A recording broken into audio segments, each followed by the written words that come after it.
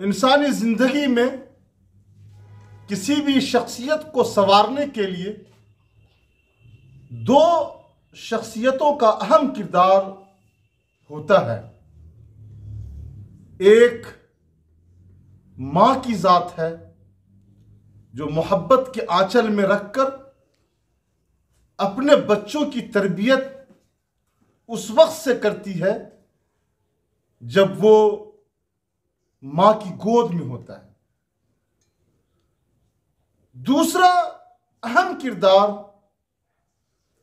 बाप का होता है जो धूप में जलकर, बारिश में भीगकर, ठंडी में ठुठर कर और आंधियों से जंग करते हुए अपने बच्चों की तालीम और तरबियत के लिए कोशिशें करता है। अल्लाह के रसूल जनाब मोहम्मद रसूलुल्लाह सल्लल्लाहु अलैहि वसल्लम ने इरशाद फरमाया, अल जन्नतु तहत अक़दामिल उम्महात, जन्नत माओं के कदमों के नीचे है।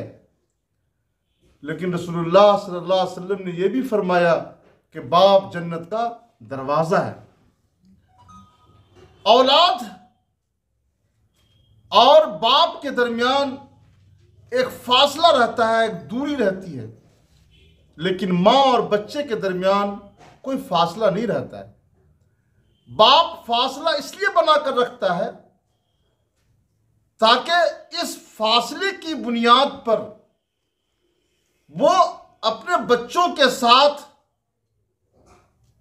और अपने बच्चों के किरदार के संभालने में बेहतर किरदार अदा कर सके। लेकिन बाप के उस धूप में जलने को, बारिश में भीगने को,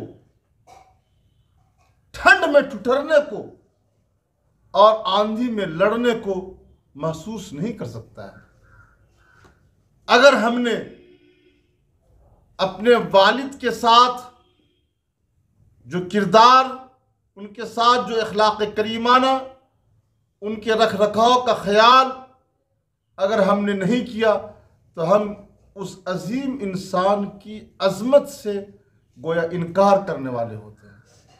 मैं उम्मीद करता हूं कि आपको ये वीडियो अच्छा लगा होगा। अगर अच्छा लगे तो इसे दूसरों में ज़रूर शेयर कीजिए, लाइक कीजिए।